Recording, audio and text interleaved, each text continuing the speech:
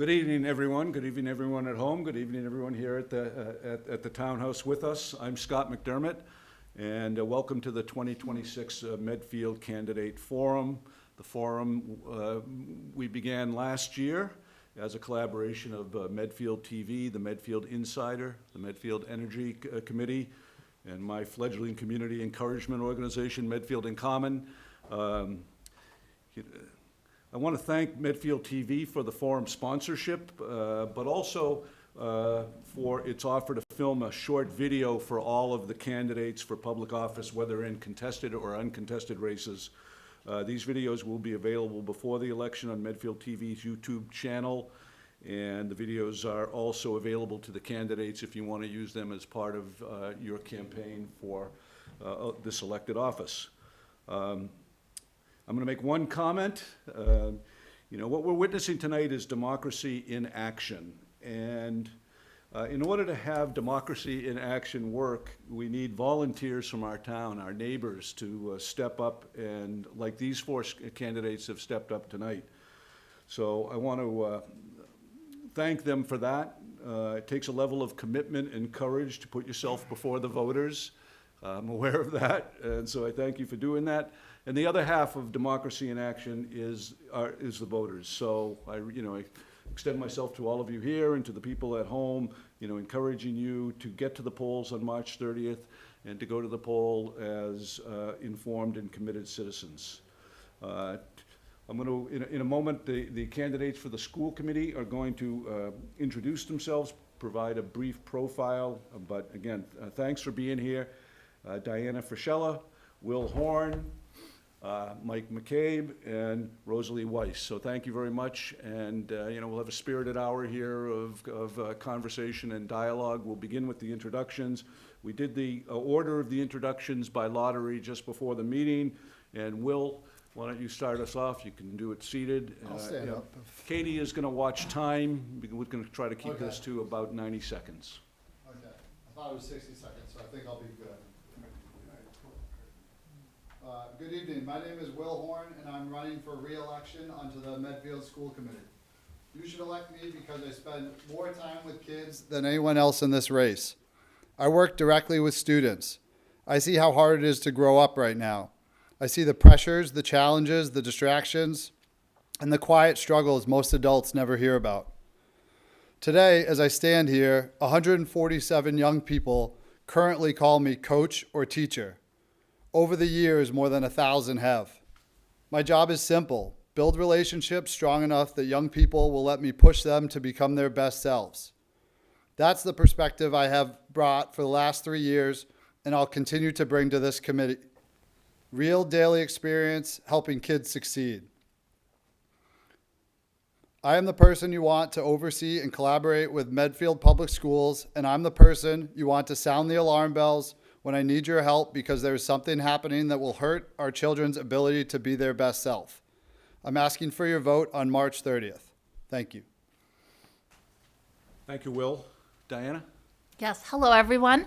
My name is Diana Frischella, and I am running for re-election for the school committee. I've lived in town now for 11 years. I'm a parent, I'm a working mom, I'm a wife, and I'm a volunteer. Although it takes up time, I've loved the opportunity these last 3 years to help shape the future of our schools and our town. I feel that I've been a collaborative, thoughtful partner to my colleagues and district leadership. I believe my background in human resources and accounting and finance has helped bring a perspective to the school committee. And I would be extremely grateful to get to continue in this role for the next 3 years. Thank you. Mike?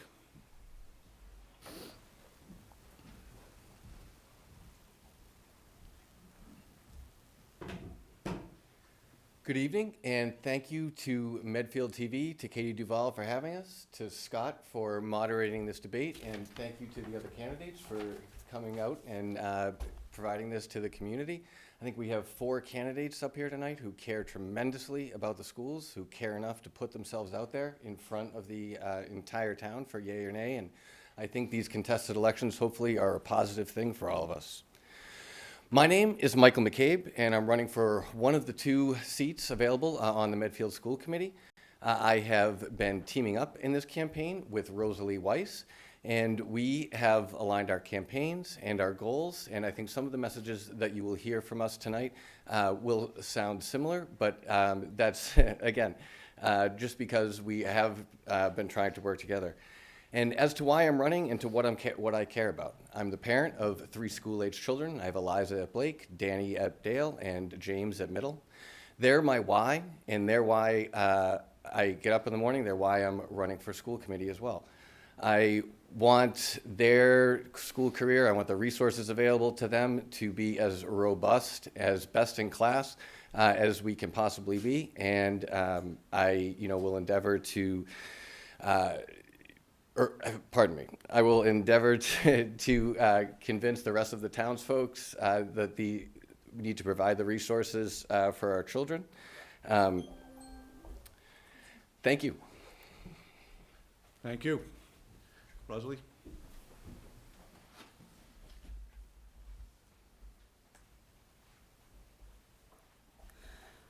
Hi, I want to thank Katie Duval, Chris McHugh, Megan Sullivan, Scott McDermott, and everyone who has helped to organize this evening. As Michael told you, we are running as a team and have campaigned together and will continue to do so. I appreciate this opportunity to share my experience and my thoughts about public education. We are preparing to celebrate Medfield's 375th anniversary. This is a time to recognize that we are one town and that people who live and work here have its best interests at heart. While there will always be differences of opinion, we are stronger for those different ideas, and then stronger when we talk, listen to one another, compromise, and come out as one. These are the core values of our school district and what might be an important foundation and set of guidelines for our town as well: inclusivity, respect, responsibility, and continuous improvement. Continuing to honor these 4 areas is vital to a collegial town operating to being the best it can be. My name is Rosalie Weiss, and I am a candidate for the Medfield School Committee. My husband and I have lived in Medfield since 1990. Our 2 sons graduated from Medfield High School. I am a retired public school superintendent, a former principal, a former curriculum director, and a teacher. I am up to date on public school issues and wish to be a positive contributor to the Medfield School District. I've had many experiences working with members of a school committee, superintendents, staff, students, and community members. I am a team player, but will always speak my mind in a collaborative process that will work for continued excellence for the district. Thank you. Okay, thank you. Thank you all for those introductions. The first question that I have is just to ask you each, if you would, just relatively quickly, what are the 3 motivating issues for you in terms of why you are in the race? And the 3 issues that you think that the attention of the town and the people watching at home need to be most focused on? For this question, we'll start on this end, and then for subsequent questions, we'll go right down and start. Yep, so for me, what's really, 3, supporting the well-being and mental health of all our students while making sure everyone is getting a top education.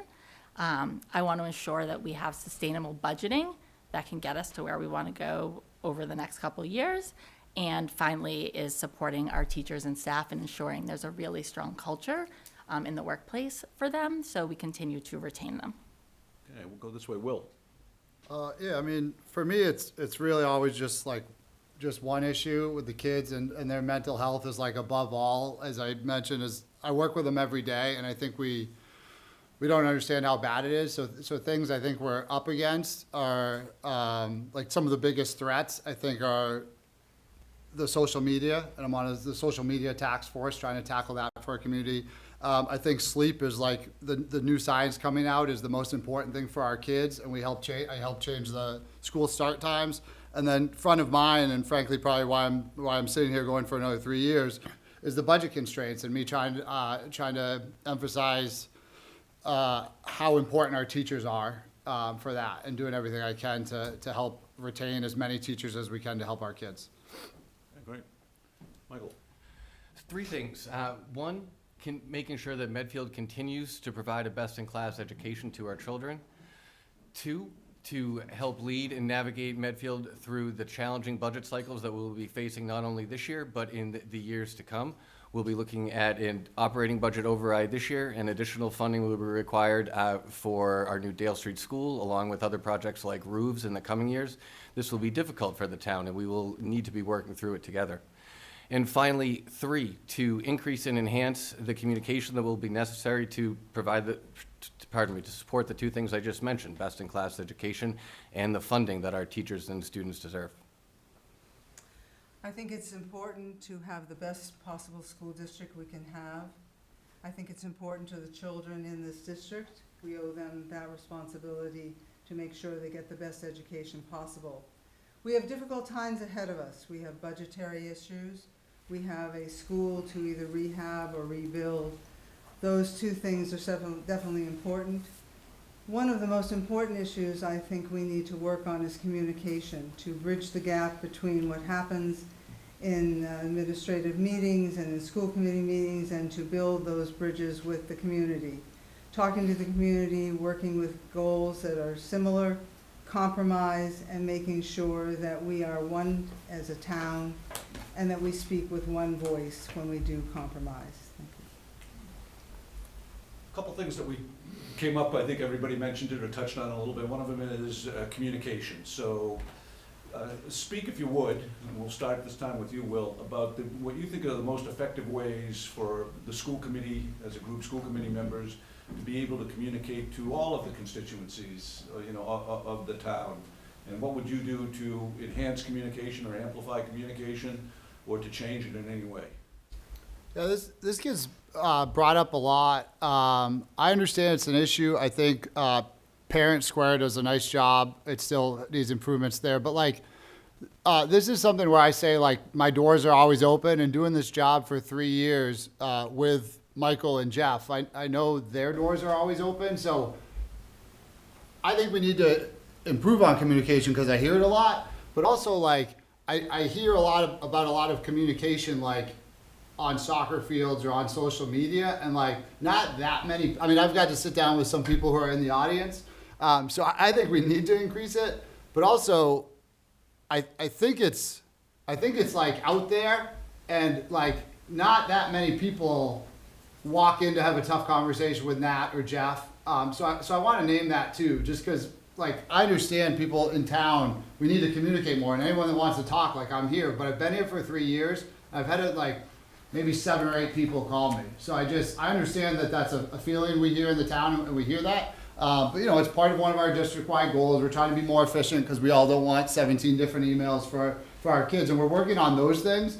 But also, people say we don't communicate, and people aren't knocking down my door or going into our superintendent's door all the time. Good. Michael?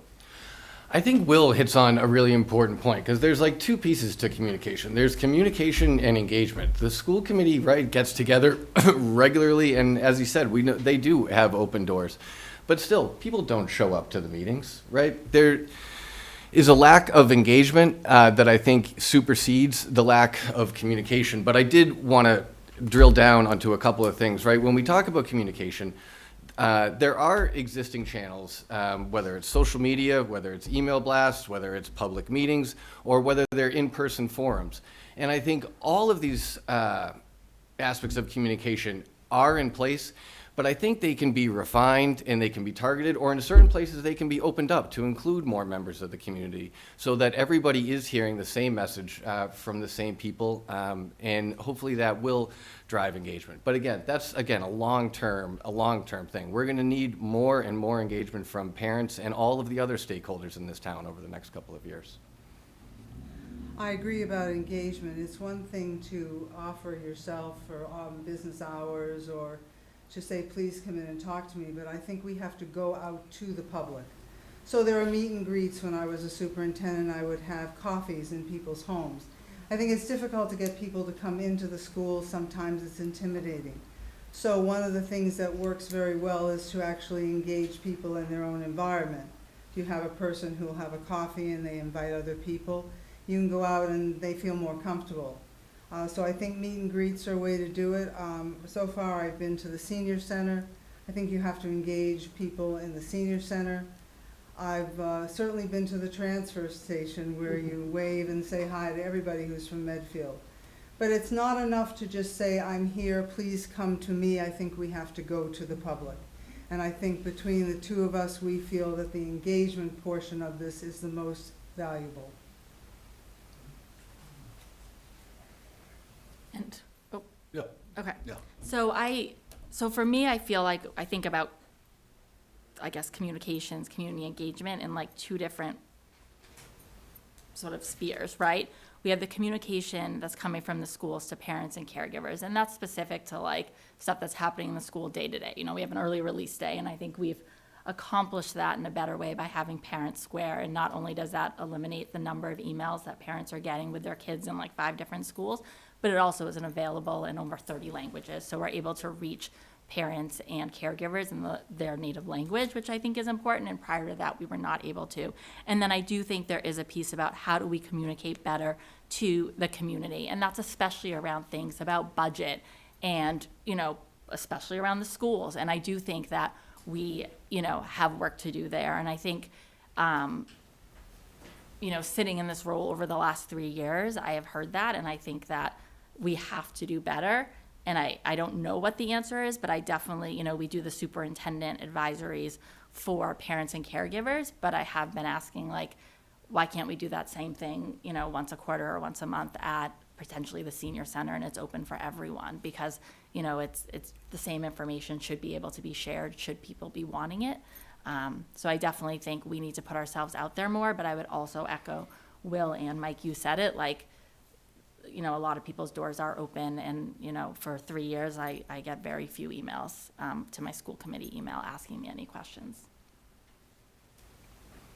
I'm gonna drill down on, you know, in a different way on something you all raised, which was the economic situation of the town, which I'd like you to kind of comment from your perspective and the perspective of being a candidate for school committee, but also a taxpayer in town, and maybe even to address the taxpayers as you think about, you know, what the future looks like over it's a pretty immediate future over the next couple of years. Concepts of overrides, we know we have the school. What would you like to say to the taxpayers of the town relative to the financing of our schools in the blend of the financing that we do of the town and the overall? Michael, this is your question. You know, speak to the economics of what we're facing as a town, and obviously the school budget is a very significant component of that. We know that. Right. You know, the school budget is the 800-pound gorilla in the overall town budget, as it should be. The schools provide the foundation on which this town thrives, and that has been the case since I was a student here in the school. I graduated in the class of '98. In the next couple of years, we are going to be asking the town to do some very hard things. That's going to start this year with an operating budget override that we need. And we're no different from many other towns in this respect. It is a difficult time. And I think it is a time where some of the things that we were just talking about a minute ago, where communication and engagement with the town become increasingly important. Parents are key stakeholders in the school, but so is every other person in the town. Everybody's property taxes fund the schools. And it's, again, as I said, it's the foundation on which this whole town thrives. So if I were to be fortunate enough to be elected to the school committee member, what the town can expect from me is that I will be hopefully leading the way to be asking this town to do some incredibly difficult things over the next couple of years. We are going to have to band together. Our schools absolutely will require additional funding, and that is going to be very, very difficult for many, many folks in town. It is not a decision to be taken lightly, and it is not something that should be, you know, asked lightly. We are going to ask people to sacrifice, to make difficult choices that will end up with some people, you know, potentially even having to leave town. So as someone who grew up here and has come back and chosen to raise his kids here, the weight of that decision and, you know, the weight of that is something I feel, something I appreciate, and something I would not, you know, would ask with respect and so forth. So, thank you. Okay. Go right to the big issues there, right? Rosalie? these are challenging times, and while we can't always control the budget, we can control how we handle the budget. I think it's very important as a town to have input from as many of the departments as we can and the community members. I think we have to keep our goals in sight, and I think we have to compromise. This is one town. We have to work together for the betterment of all, which is not always easy. As Michael said, there are people who are going to find this incredibly challenging. And while we won't be able to resolve everything, we can make sure that we, again, open our communication channels, explain to people why we have to do what we are trying to do to better the schools and to better the town. Many times people will say, well, why are we giving so much money to the school district? Because people move into town because of a good school district and a strong school district, and then once they do move in, we have a responsibility to educate the very best we can. So we keep our goals in mind. We make sure that we make sure that we have our core curriculum strong, and yet we listen to others as well. Again, I say this is a community. It's important to act like a town that is one. You could have differences, you can have challenges, you meet together, you compromise, and you come out stronger than before. But the budget is challenging. We've got Dale Street School to think about.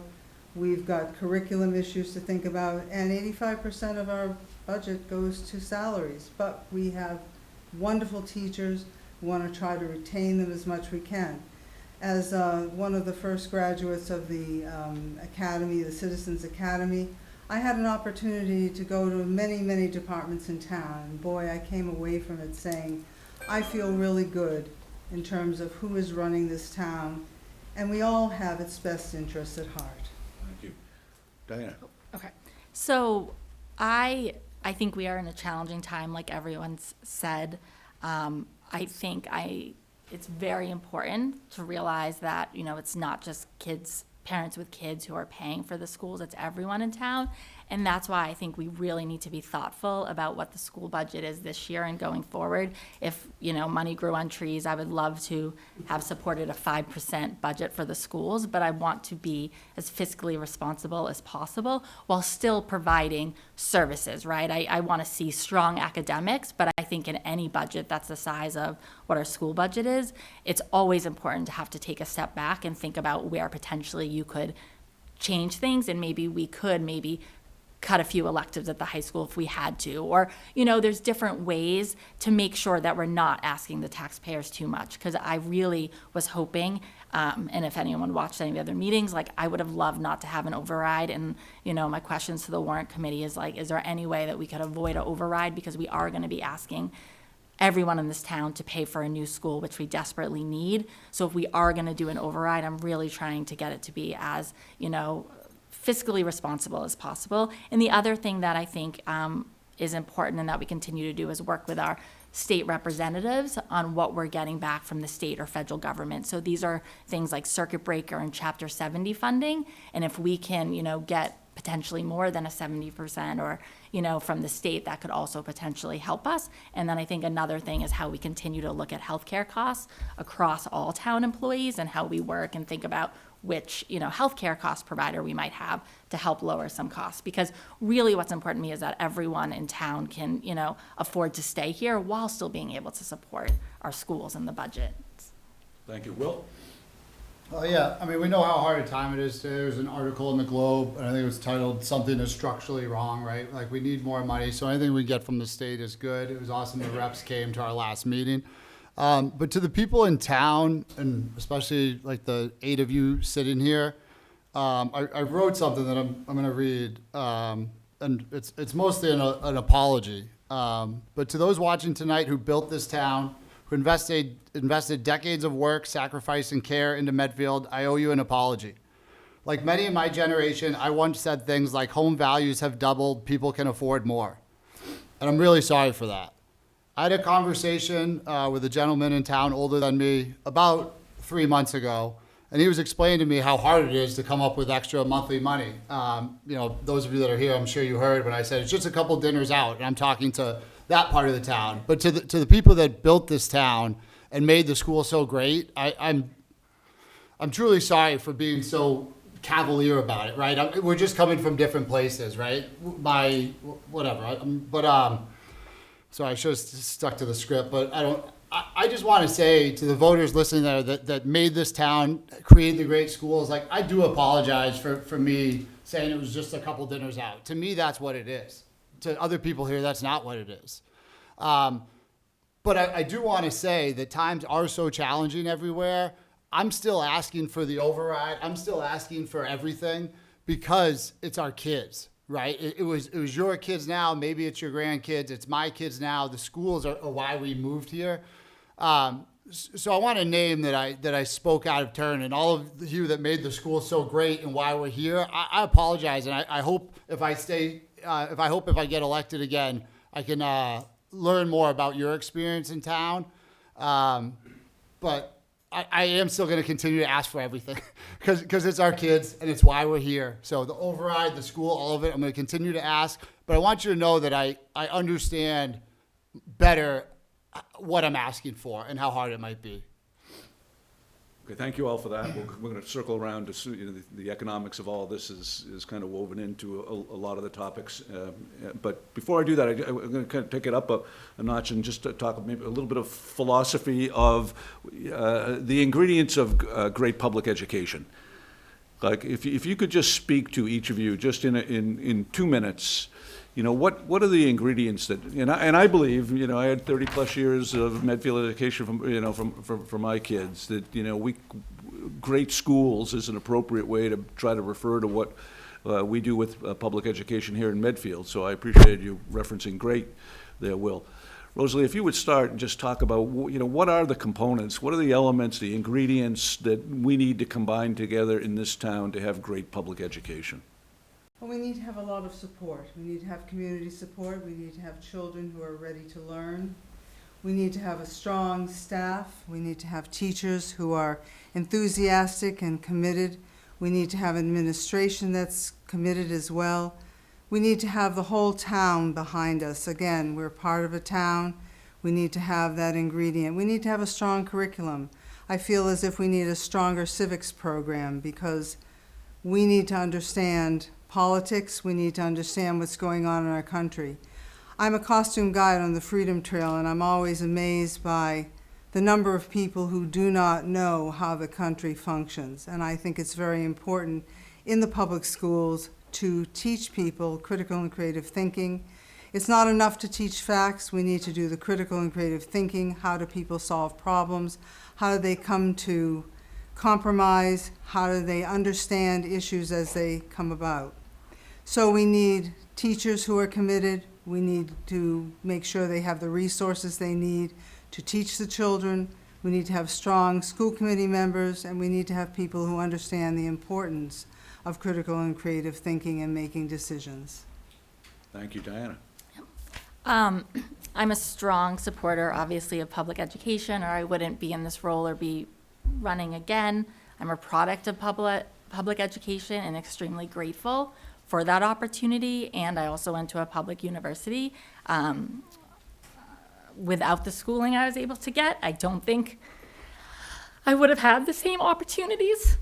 So for me, I do believe that public education really is the only equalizer we have, and I think it's so important that we provide a great public education for anyone in this town who wants it. For me, I think it's making sure that we have great teachers, and by doing that, I think we have to create a great culture and a place they want to work, right? And I think we've done a great job of that when you look at the longevity, but I think that's so important. If we have engaged teachers, we'll have engaged learners. I also think we need to have an inclusive environment and that we support everyone, no matter how you identify or how you show up every day as a child, that you're supported here. And I think we need to provide a great education for all learners, no matter where they are on their journey, right? I think we need to have a very strong special education program and a very strong, AP offering. I want to meet all learners where they are. And then I also think we want to provide those extracurriculars for all our students, whether they're sports, whether they're the music program, the drama program, and it's really making sure we have something for everyone. Will?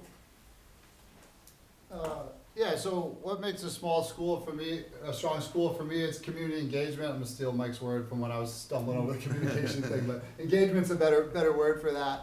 But teachers who have the resources they need, passionate teachers, you know, the things we're talking about here, I do think it's super important that our teachers and our school committee and our administration understands, you know, what it takes in 2026 in an ever-changing world with AI and all of our challenges. Like, it's just different growing up than it was, like, you know, in the 90s or, you know, whatever, like back when we all, the world has changed so much. And I think often when I hear schools criticized, I think people don't understand the new challenges that our kids face. So I think our community needs to be engaged. I think our teachers need to be engaged. I think it needs to be accessible to all. Diana stole a great word there. We like to meet all kids where they are. The principal at the high school I work at says the goal of education is to help kids find their passion. I'm here for that. You know, that sounds good to me. If as people in town, as the parents, the people that live here, all stakeholders, the school committee, if we can help kids find their passion, I think that's the goal of education. Michael? So what makes for great public schools? I'm going to borrow a line from a TV show I like, but the question was more along the lines of like, what makes America great? But the answer, I think, is the same, and that's, and in two words, it's that we do. We, the people on the school committee, we, the people in this audience, we, the people who show up for school committee meetings, we, the people who are part of MCPE and the various PTOs of the schools, we, the other stakeholders, the other citizens in town. It is the role of everybody, whether you're contributing tax dollars, whether you're volunteering your time, whether you are a teacher or an administrator. Everybody has an important role in making public schools the best they can be. I think notably in this town, one of the key things I wanted to call out is that we have consistently not underfunded our schools, but compared to where we rank compared to other towns, our funding does not match that level. This has been going on since I was a kid in the 80s. What that tells me is that we have some of the greatest administrators, some of the greatest teachers in probably the state who do remarkable work making a dollar out of 15 cents. They deserve appreciation. They deserve a ton of credit for that. And I think we as a school committee and we as citizens are in a position now where we are being asked and we need to be able to step up and provide the additional resources that those folks need and our schools need to thrive. Next question has to do with, you know, I'm a believer, we're around to the question, did I get that right? Yeah, we'll be starting with you, Diana, on this answer. But the next question just has to do with, you know, I'm a believer in, you know, change happens all the time, right? And it can't really be stopped. But you want to, during change, you want to preserve the core and then stimulate and change the things that, you know, need to be changed. My question for each of you would be, what changes do we need? What improvements can we make? Even if we are a very strong school district now, aspiring to be always a great school district, what would you change? What would you improve? And rather than a laundry list, maybe we go back to you know, kind of a 1, 2, 3. And but where would your priorities be for change or improvement? Yep, so first and foremost, I think we need a new school, whether it's a rehab of Dale or a whole new school. I think we need to make sure our students are learning in a building that is appropriate for 2026. And then second for me is really, which I think we've been working on, is but a stronger ELA program. I think now with foundations and hopefully a new curriculum, but I think for many years, you know, the programs we use to teach phonics and, you know, the discrepancy between, you know, going from school to school, I don't think we had the strongest ELA program that we could have had. And I've seen change over the last couple of years, and I look forward to continuing to get stronger.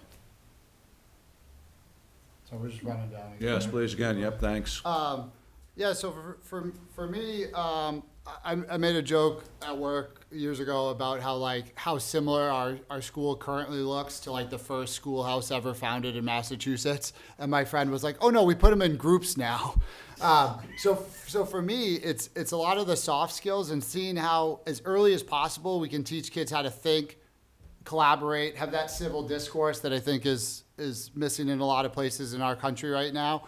So it's a lot of those soft skills. If we're getting into like the classroom, I mean, a new school or rehab at Dale would be great. If we had a blank check, there's lots of, new programs we could get. But if we're going to talk about, I'm sorry, I'm going to take too long now. This is my wheelhouse, right? But so what I want to see change is just what the skills need in 2026. Because sometimes I think we're still teaching in a kind of memorize, get tested. I'm just going to ask you to be more specific. In other words, Yeah. around like, what would you change? Yeah, You know, so if you had I the mean- power if you're an elected member, you're on a school committee. Yeah. I mean, that's a big, Yeah, so I'd change everything. I'd never, what's that? I said, write the check. Oh, no, but sorry, yeah, I would change how we test our kids. I would talk more about cause and effect of events rather than memorizing like where places are in a map. Things like that would be a good example. okay. Michael? I'll mention two things. One's in terms of specifically for education and what happens in the classroom. I would increase the amount of time spent on civics and government education.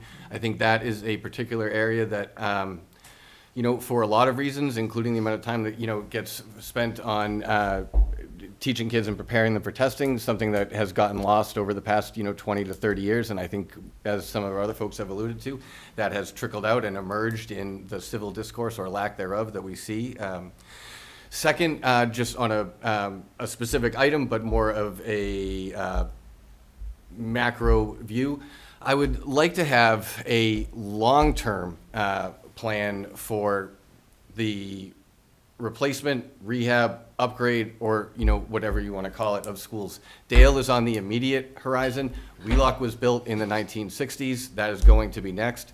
What's the time horizon for these? How do we plan for costs? How do we communicate those costs to the community members over time and drive the engagement that we're going to need to support and keep our schools funded in the future?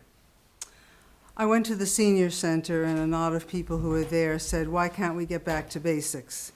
And I said, this is 2026. 1 + 1 still equals 2. No matter how we teach it, those are the basics. We need to learn to read and write. And even though we use a computer keyboard, we still have to write using our brains. So the basics are there, but it is 2026, and we need to teach differently. We need to ask questions. We need to ask essential questions. Why are things the way they are? What do we mean by something? And then use our energy to do research to answer that essential question. Fact-based education, we don't have time to teach all the facts in the world, but we do have time to have kids ask questions, be critical and creative thinkers. Civics, as I said before, is most important. How does this country run? How does this town run? How do we answer questions? How do we solve problems? If we're stuck with fact and just fact-based, you really can't reach out to the more creative opportunities to solve certain problems. So essential questions, more openness, more group discussions, less fact-based. We also have to take care of our buildings because the environment in which we educate our children is most essential. Good heating, good air conditioning, good food, all those things that are important. And as Michael said, we have some aging buildings, and we are going to have to address that one way or the other. So those are the three things that I see. Let's focus now on the school building project, the anticipated school building project. And I guess what I would be asking for you is, if you were to be elected to the school committee, what role do you think you would play over the course of that term in effectuating your goals, your objectives, or the town's objectives in a school building project? What's the role that's appropriate for a member of the school committee to play? What's the role that's appropriate for the school committee to play in that process together with the school building committee? So, let's see, what's the role appropriate? So, I think we've all said that, and Mike, thank you for bringing it up, but like the other schools aren't far behind here, right? So we have a lot coming down the pipeline. I think my role, as I'm sure you know, but like 2 members sit on the committee, right? And that's all we can have. So how I'd see my role for the next 3 years, if I continue to not be on the committee, is just having the conversations. And as we talk about communication, just like the bus stop conversations, the soccer field conversations, like that's where I find I can get the word out. Because as I mentioned earlier, unfortunately, the engagement isn't maybe where we want it to be for all these things, as we have like open seats in a lot of our volunteer organizations with the schools. But I mean, I see my role as just learning as much as I can and then just getting it out to as many people as possible. And for me, that happens more, in person at soccer fields than it does on Facebook, because I just think it's a healthier way to do it. And Michael? I think the word that comes to mind for me is advocacy. The school committee needs to be leading from the front in terms of advocating with the townsfolk for these schools. I think the school committee, and I'm not saying it's like a reporting structure, but we have a lot of organizations that support schools, PTO, MCPE, Medfield Music Association, many others. I'd like to see, the school committee in a leadership role, engaging and activating all of these other organizations, and educating, advocating, and hopefully building support for the resources that our schools are going to need. As I said before, there are going to be people who, for good reasons, will not be able to vote to support these, to support the new schools. But that said, in the past, when our children have needed this, Medfield parents, Medfield other townsfolk have always stepped up, and I hope we continue to do so in the future. I too feel that as a school committee member, we need to be advocates, but we also need, once again, to reach out to the community and communicate what some people are not aware of. When I was a superintendent in the past, or a principal, I actually brought cameras into the classroom to say, this is how we teach in 2026. It's very different from when some of us went to school in the 70s or the 80s. By bringing a camera into the school, into a classroom, obviously a teacher is okay with that, then we can show people how we teach, and we can show them what kind of environment we need for teaching and education. The Dale Street of yesterday is not going to supply the type of education we need for today. It is definitely challenging. It is difficult for people to pay for these things. On the other hand, if we don't have them, then we fail to bring the best education to our children. So I think it's important for us as school committee members to advocate, to support, but also to communicate why we need what we need, whether we go in with cameras or we go into coffees. And I think that while we have social media, it is still the best policy to personally go and talk to people wherever we are, whether it's a soccer field or it's at a community meeting. It's important to do it personally. And I will be quick because I echo what everyone has said and what Will said. There's only 2 members of the school committee who sit on the school building committee. So we're really, our job eventually when we get to what we're going to do, I think, is to support, advocate, educate as needed.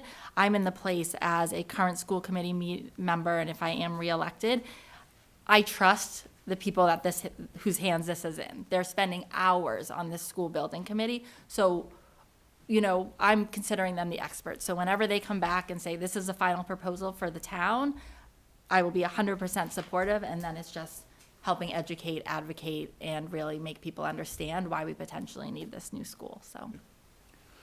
I know this is mostly the domain of the school building committee. Does anyone here have a preference for a new school out of the ground versus a renovated school, or want to express any kind of a perspective on that?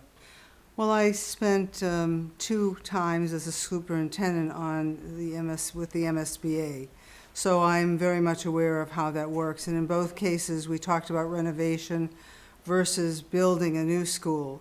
When we think about a 1942 building being renovated, it's going to cost a lot of money to do that. I'm not sure we're going to get what we want by renovating. I don't think it's easy to put the heating or the air conditioning and to put it onto an old school. I think the best thing we can do is probably build. However, we do have an OPM that we're going to be, I don't think it's been chosen yet. I don't think But so. once that OPM is chosen, there's a lot of work to do to make sure that whichever direction we go, it's going to be the best for the long term. We can't be patching things up every year. Anybody else want to share a perspective on that?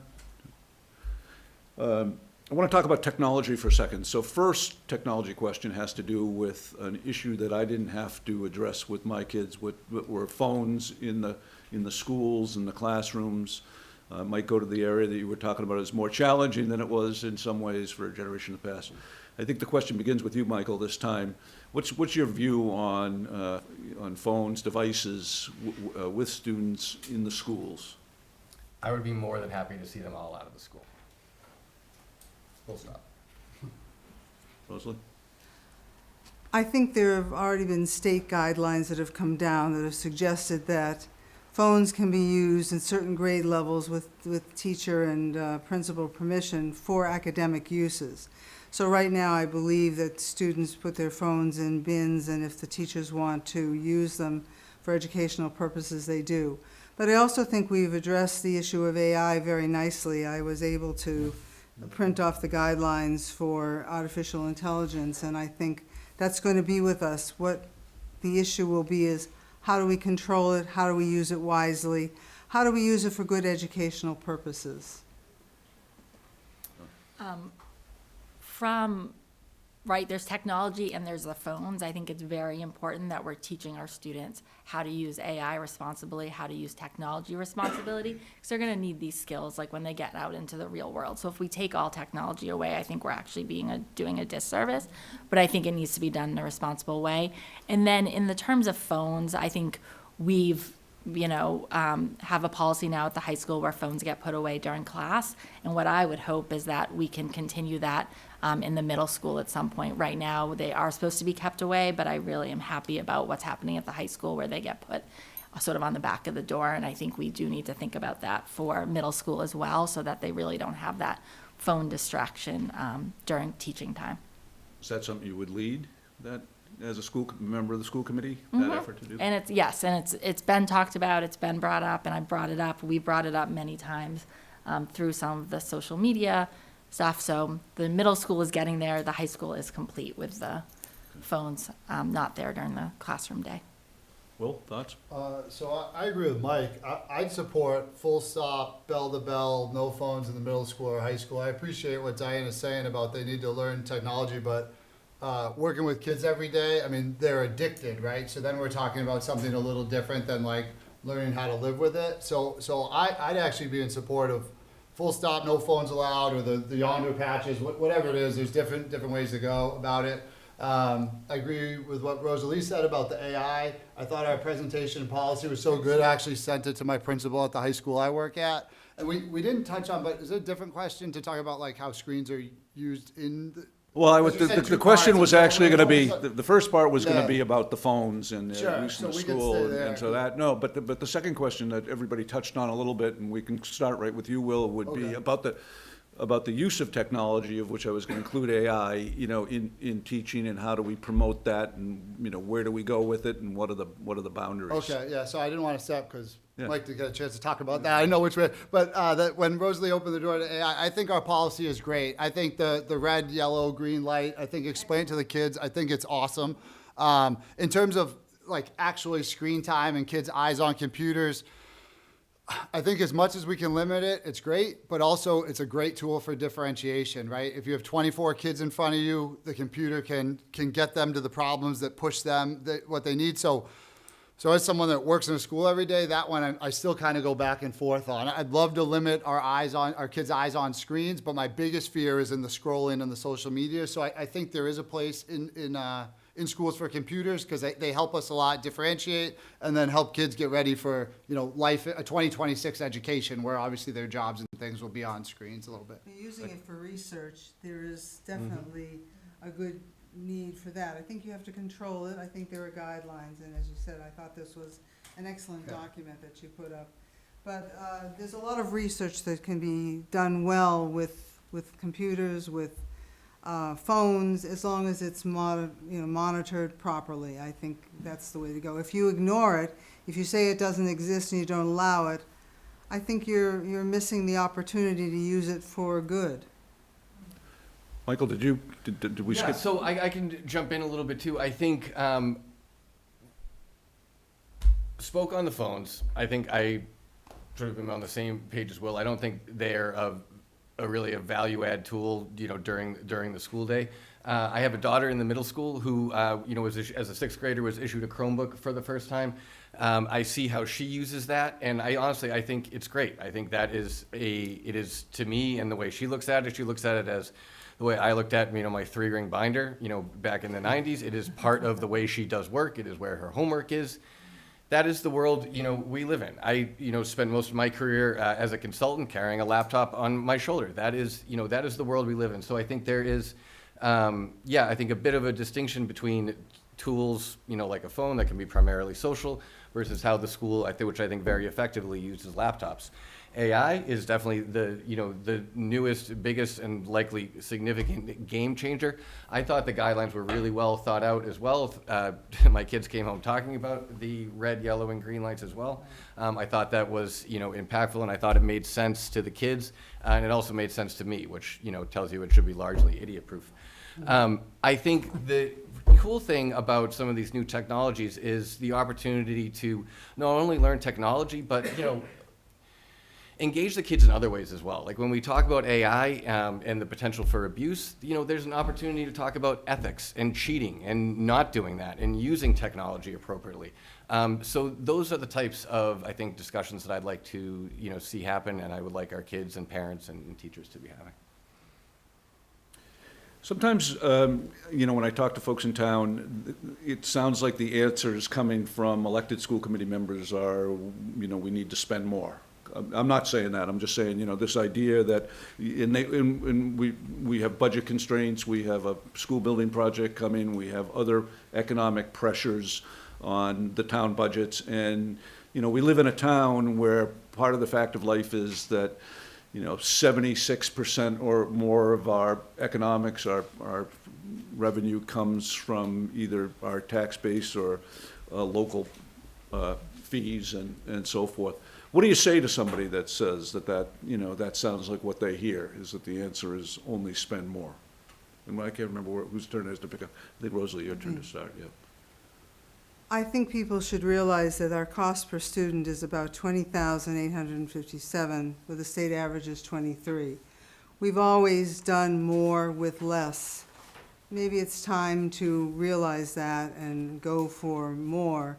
However, I think that less is more as well, and I think you can create an environment in the schools where the culture and the climate is inviting, where there's equity in how we teach, and equity for students who have special needs. So it isn't always money. You can have a lot of money in a school district and have teachers who haven't learned how to teach for 2026.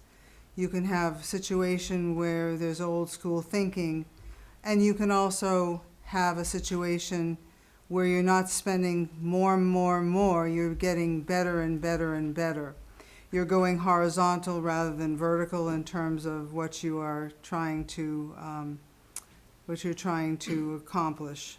So I think that money, while it serves its purpose, is not the only way to provide teachers with training and education so they can also keep up with everybody else. I think that there are many things you can do that don't require funding to increase continuously. Yeah. Diana? I guess I'm struggling to answer just because I feel like I don't feel like we should spend more all the time. So, but I get that some people are asking that or feel that way. I really think we have to figure out how to continue to run a town, a school, and all our departments. Everyone here wants police and fire as well, and how we keep up with the cost of living and the costs we have to incur, but then also continuing to be, responsible and looking at where we can find efficiencies or where we can potentially, do more with less where we need to. And I do feel that from sitting in this role, especially this year with the budget, working with the warrant committee, I think and the select board, I think there's a lot of people in this town who are trying to be fiscally responsible as possible to make sure that our budget works for all taxpayers. Thank you. Will? So I think to answer the question, you said, do people, so. How do you address somebody Yeah, who so, says to so you to it's- people that are like I'm the one saying it, right? So one, I address it, with an apology, and I'm happy to talk to more people about that. Like I overstepped. So why people are hearing it, they're hearing it from me. But to defend that, I own 4 small businesses, right? I have the opportunity to increase revenue in those businesses. And when I have to cut, you can cut.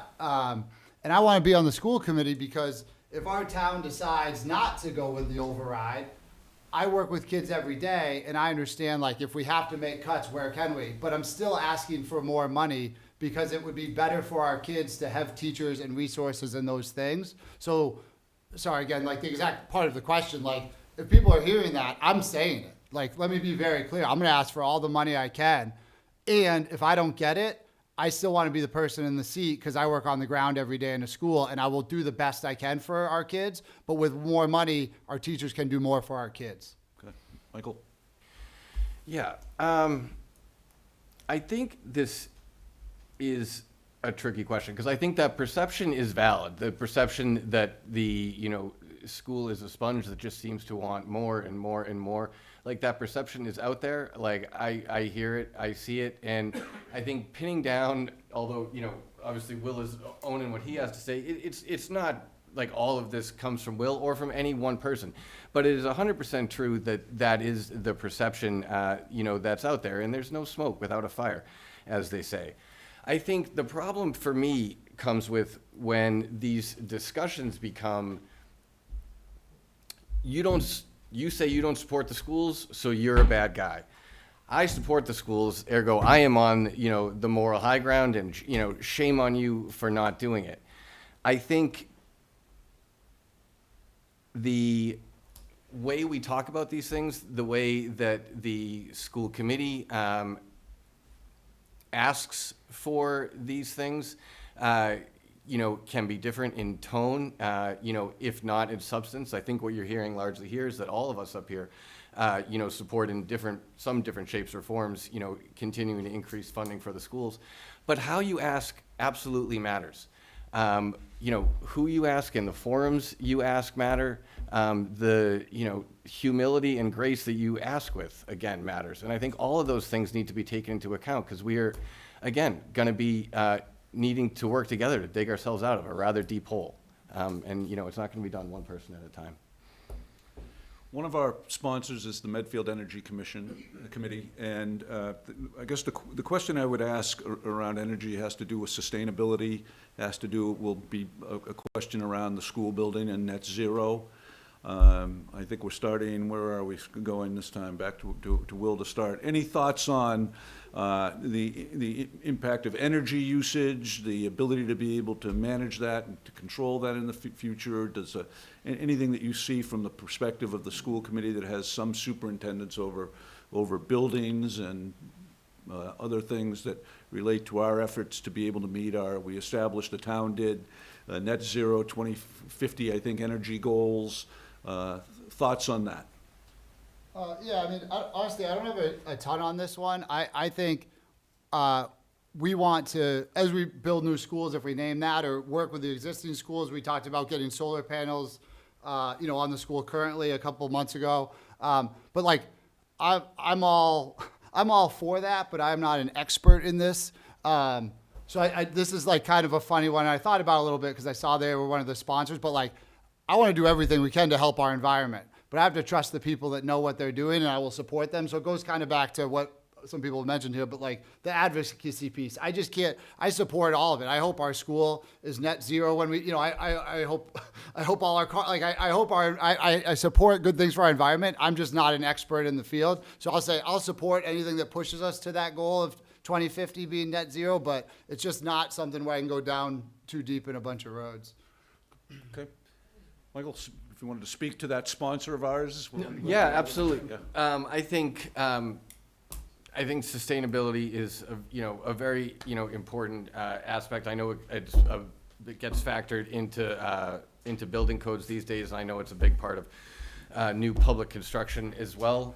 For me, in terms of getting this new school passed, it is a few clicks down the priority list for me. I would look for opportunities to where, if we could create sustainable solutions that, save money in the long run and, thereby can somehow, reduce the impact on our taxpayers, great. It wouldn't be at the top of the list of places where I would necessarily, make our primary investments. I'm not trying to undermine its importance, but, again, we talked about, core academics, having a building that is, attractive to both students, and teachers. I would want those things to be at the top of the list. I think sustainability is very important. I think the world is suggesting that we need to do something about how we've been using resources. I think that it would be important to think ahead to the future. We don't want to put money into something and then find out 2-3 years later that we've made a major mistake. I think it's important to consider what the future will hold as well as the present. So I think that thinking about energy and how we use it, I think about building a new school and putting the right things in it so that it will last us for many years to come, rather than putting Band-Aids on things and then finding out we have to keep putting Band-Aids and more Band-Aids on is important. So while it may not be the highest priority of a school committee when we're thinking about core academics and all the things that are important, you can't teach well when the room is freezing, when one room is hot and one room is cold. And I've worked in buildings that are so old that you keep hearing the clank, clank, clank of the radiators. Who has radiators in a school when you really want to focus on academics? So I do think it's important to think about how we build, what we build, and why we're building. But again, you have to reach out to the community. You have to talk to people. You have to explain why you're doing things, not simply do it, discuss it at school committee, vote on it, and that's it. So I believe the schools are part of the 2050 goal that the town has. I think a lot of the building projects aren't just school-specific, right? There's the building manager from the town that also plays a role. I am a huge advocate of how do we make our whole town have more energy efficient. I have solar panels, I have electric cars. I would love to see as many, solar panels put on all our schools, all our buildings. I'm frustrated that the memorial ones are not even working still and we're not getting any benefit from it. So I think I am 100% anywhere we can put solar panels and, reduce our electric bills and our town's reliance on electricity. I'm all in on that. Sometimes fees are suggested as a way of being able to address some of those budgetary considerations that we talked about. I guess they would be bus fees and other fees for use of technology associated with athletics. If you could just, in a very short answer, do you favor the use of fees as a way to be able to address some of the budgetary constraints that we talked about? And if so, where would you apply them? You talking to me? No, starting with Michael this time. Oh, okay. Sorry about that, yeah. So the shortest answer to the question is yes, I would be in favor of fees to help alleviate some of the budgetary constraints. I would definitely want to make sure, and I'm quite positive this would happen, that those without the ability to pay those fees were still able to, do, or whatever, field trip, athletic, club, or, whatever thing the fee was associated with. But I think in a town like Medfield, where not all, but many parents do have the resources to be able to come up with those fees, yeah, I think they could be a, albeit likely small, but additional revenue source to supplement the budget. I think you have to be very careful about fees in terms of equity. And I think even if we have a resource bank to help people, it still puts a negative feeling to those who have to get help from those resource banks. I'm especially not in favor of kindergarten fees. I think full-day kindergarten is the way we need to go.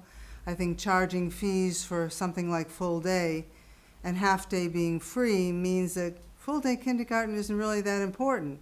Because if some children have full-day kindergarten and some have half-day kindergarten, and they all go into first grade, what's the benefit of full day if some kids have half-day? So I think fees are possible, but I think you have to think very carefully about it and how it relates to the people in the community. Yep, I would echo that. I think you have to really be thoughtful about fees and how that shows up from an equitable standpoint. I'm a no on technology fees. I feel like that would be asking me in like the 80s to pay for my textbooks, right? I feel like Chromebooks are just part of life today. We already do charge athletic fees, and I am supportive of that. We have parking fees supportive of that. And the one that I think we differ from many districts, or almost all districts in the state, is really on the bus fees, and that is an upcoming conversation. And I, would be supportive, especially based on the financial situation the town is in, if it could make a difference and make sense. Yeah, I support fees. One thing that people might not know is the idea that, like, if you do they get earmarked for certain things, because I was in Michael's office begging for more fees. Again, I'm the guy who thinks we need more money for our kids, so I guess that's a lot of my platform here.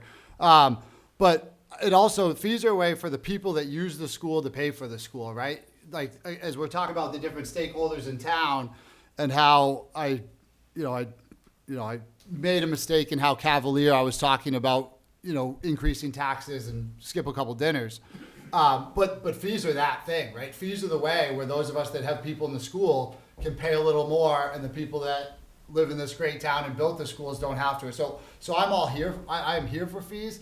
Unfortunately, what I've learned in my 3 years is that we can't just they are earmarked by the state. They're earmarked to go towards certain things. So it doesn't just totally help our budget and fix everything. But I'm in support of fees, kind of overall in general, is my answer. Great. Just a couple more questions, 2 short questions around kind of the governance of the schools in Medfield. One is, speak to the kind of the appropriate relationship in governance between the school committee and the school superintendent, and how that dynamic works best in order to promote great schools. And I can't remember who we started with first last time, Michael. So Rosalie, if you could pretty briefly, since we're winding down to the end, but speak to the relationship of school committees and superintendents in order to be able to bring them together to help promote good schools. Well, as a former superintendent in 2 different districts, it was very important for me to have the support of my school committee. The school committee's role is to make sure that policies are followed, to make sure the curriculum is sealed, and also to evaluate, hire, fire the superintendent. But once you do hire a superintendent, I think it's very important for the school committee to be supportive. I think that collaboration is most important. If you have a good relationship between superintendent and school committee, you are much more advantageous in terms of how you go about your way. Definitely, there's an important time to meet with the superintendent and the school committee. I think the discussions need to be carried on, but basically, I think there are some pretty good guidelines as to how superintendents and school committees work together. Okay, thank you. Diana. I mean, I view my role and what I believe the role of a school committee member is really focused on setting policy, budget approvals, understanding the curriculum, and evaluating the superintendent. And like Rosalie, I feel like there has to be a collaborative, strong working relationship between the school committee and the superintendent, where at the same time, like, disagreement is natural, and being able to have those frank, honest conversations to ensure we end up doing what's best for the students in this district.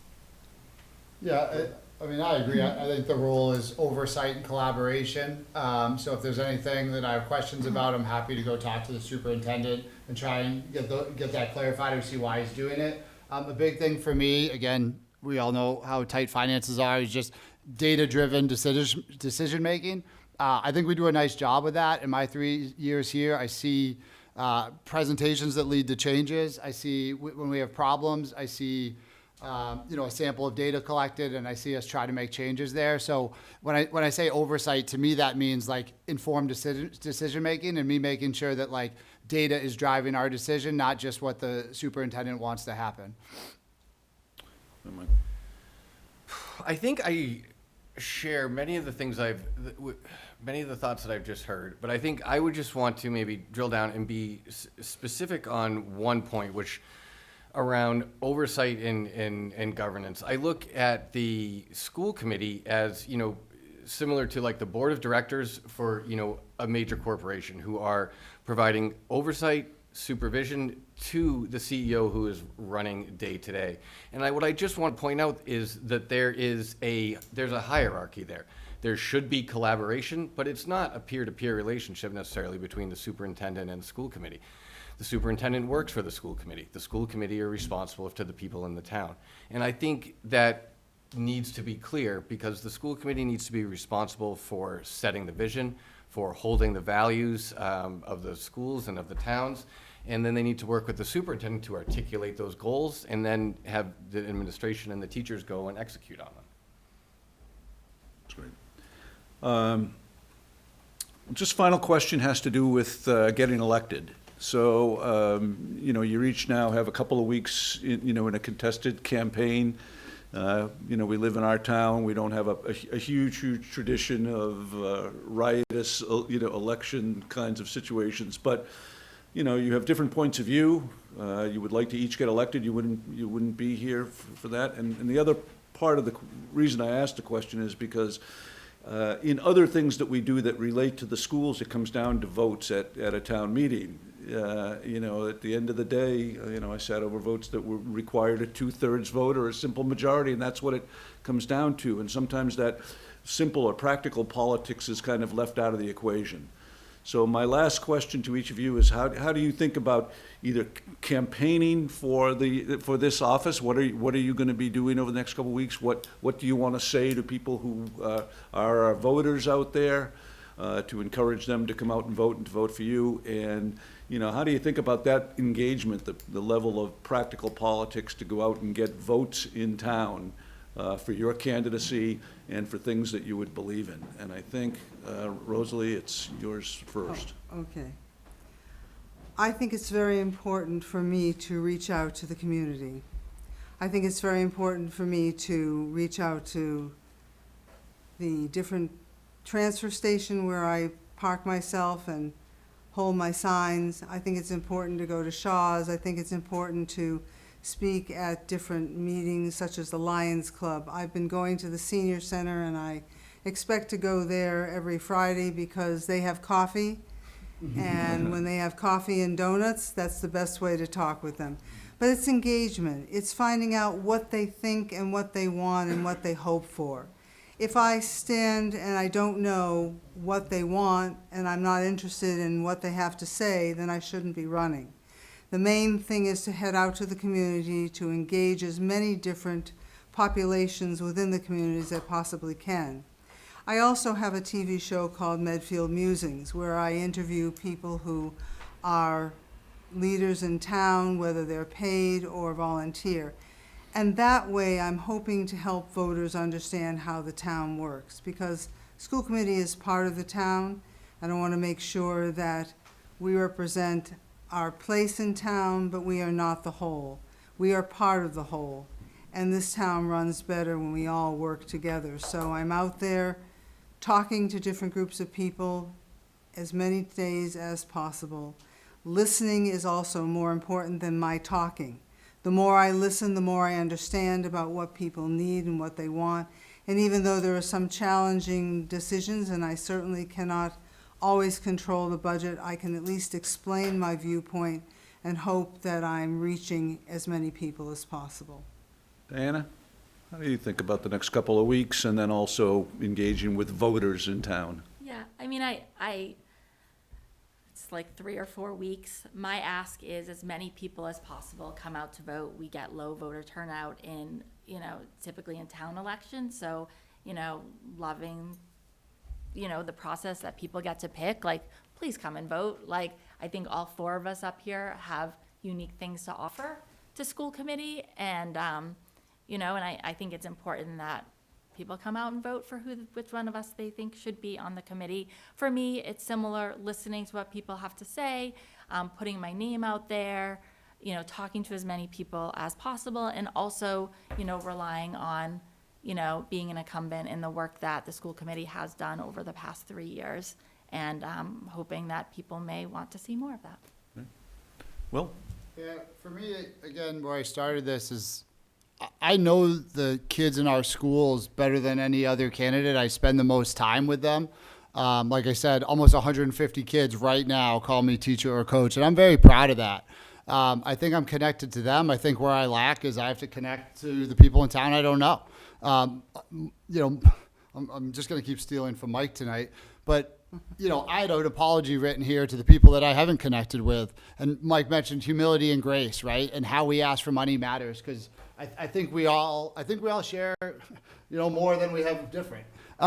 So as we're going, as I try to get elected, looking down the road at overrides and new schools, I think I'm going to try and do a better job to connect with the people that, you know, live in town and are a different space in life than me. How that looks, it's the senior center, it's whatever. I also, you know, coach 150 kids and teach 150 kids. So I don't know how it'll look exactly, but I'll reach out to some members of the community who are older than I am and have been here longer and try and see what the best way is to listen to them and see how I can help make this better for our kids and all of our stakeholders. Right. And Mike, you get the last word here. All right. So campaigning, this is unnatural for me. It is, for me, sort of scary and uncomfortable, but it is one of those things that you tell your kids sometimes, it's like you just jump in and do it, and it turns out not to be so bad. I jumped into the race a little bit later than some, and was driving around on a Sunday afternoon getting those 50 signatures, and it turned out to be one of the best, most affirming experiences I have had in quite some time. Meeting, you know, friends and parents that I grew up with, parents of my, you know, new friends who are parents of my kids' friends. We have so many wonderful people in town. It was a pleasure to meet so many new people and to reconnect with old ones. So I would, you know, echo what you've heard. Please, please, everybody come out and vote. We need more voters. The more, the merrier in that respect. And, you know, please just vote for the person who you feel like represents your values, who represents the town's values, who represents the school values. And, you know, I think things hopefully will turn out right well in the end. That's right. Well, I want to wish all of you good luck, and thank you for being here, and thank you for putting yourself out before the voters. And I hope, no matter how this comes out, everybody stays very interested in this. You know, the schools are very central to what Medfield is all about. So thanks for that. I also want to thank all of those people that have viewed us at home, and all those people that will dial this up and stream it and look at it in the future. I hope it will turn out to be a good use of your time to get to know these candidates, to get a sense of what they're all about. It's not always easy, you know, in a small town to get that sense.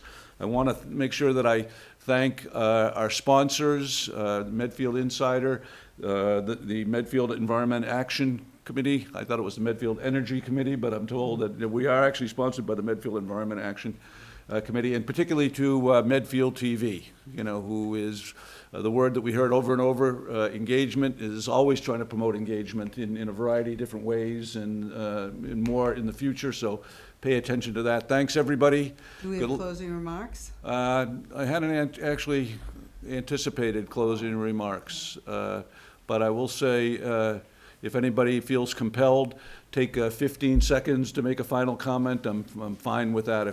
Rosalie, if you want to lead that, if you have something that you'd like to close with, but I think we've mostly heard from folks. Okay, I did prepare closing remarks, so if you don't Well, mind. how long? I'll make it as short as I need to make it. Yeah, make it, if you could, like 30 seconds. Okay. Thank you. I was going to say, what does the superintendent who's retired do with her time? I do a lot, but there's never enough time to do everything, but there's certainly time to be part of this community. And I feel the future is in the hands of our graduates. We owe them the best education we can provide. I'm ready on day one. I have experience with MSBA. I have experience in the schools as a teacher, as a superintendent. A good education is our children's ticket to a good quality of life, and a life as a good citizen of a representative democracy. Education is the practice of freedom, freedom for students to learn, to grow, to imagine, to belong. So what is important is that each person of voting age goes to the polls on March 30th to speak to your vision for the school system, and I look forward to seeing you at the polls. Thank you very much. Diana, do you want to close with any comment? Or? Sure. I'll say serving on the school committee has been an honor. Getting to live in this town for the last 11 years and volunteering in many different aspects, I've been so grateful for, and I would love the opportunity to continue in this role for the next term. Will? Final comment? Yeah, same. It's been an honor. I dedicate all my time to helping kids and the generation, the next generation from Medfield. I've learned a lot in my first 3 years. I'll continue to learn and grow, and as I get new information, I'll do my best to make the best decision for our kids. Right. I think I said most of what I have to say, but just a reminder, the election's going to be on Monday, the 30th of March. Please, please, please come out. You'll probably see all of us out there holding signs in some shape or form or another, and we hope to see you there too. Thanks, everyone. Thanks Thank for you. coming. Please, thank you. That was very good. Thank you. Good, everyone. Thank you for doing this, Scott.